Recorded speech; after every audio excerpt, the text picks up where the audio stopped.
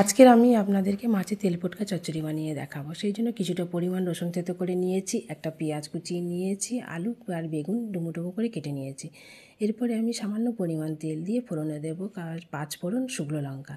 একে একে কুচানো পেঁয়াজ, থেতো করে রাখা রসুন দিয়ে একটু ভাজা ভাজা করে নেব।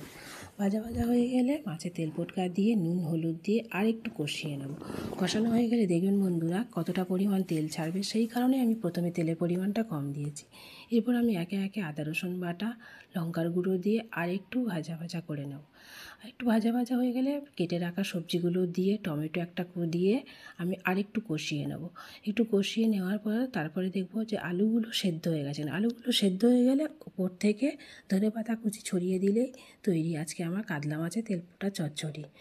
যদি ভালো লাগে বন্ধুরা, অবশ্যই একবার আপনারা ট্রাই করবেন, দেখবেন কতটা ভালো হয়েছে।